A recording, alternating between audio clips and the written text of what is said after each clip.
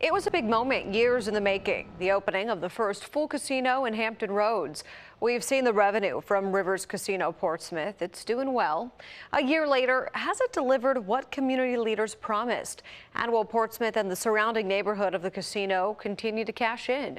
10 on your side's Brett Hall investigates tonight. Long before this moment, those pushing for casino gaming in Portsmouth said its #1 benefit would be providing new tax revenue to a city without much of it.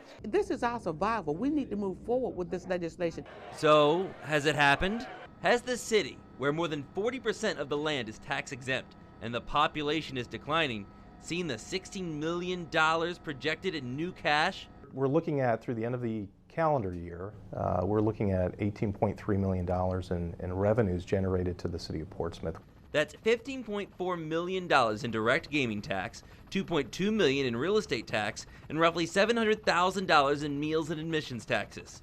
Enough money to account for an 18-cent reduction on the real estate tax rate, and that's just in taxes from the casino.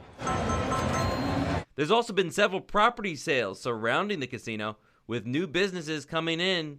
It's welcome news in a city which has boasted one of the highest real estate tax rates in the state for several years. We're extremely pleased with the partnership we've had with Rivers Casino. The city's own projections find tax revenue from Rivers will likely not be as bountiful as they were this year, but stabilize and provide at least $10 million a year after 2025.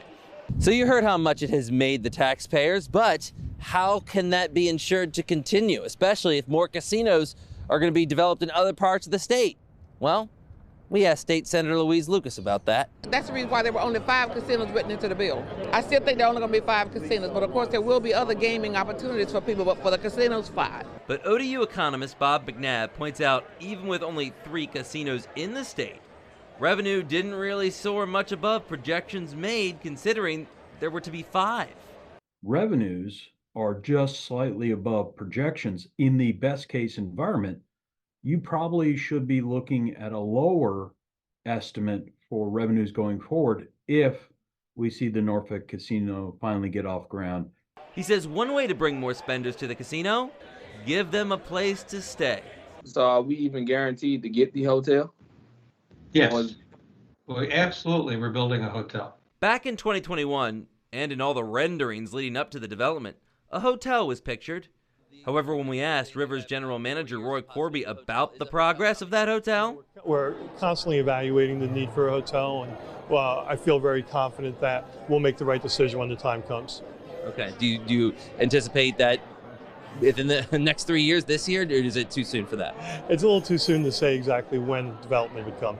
Per the agreement with the city of Portsmouth, Rivers has at most 3 more years to make that hotel a reality. I think based on the performance they've experienced, that's in the future.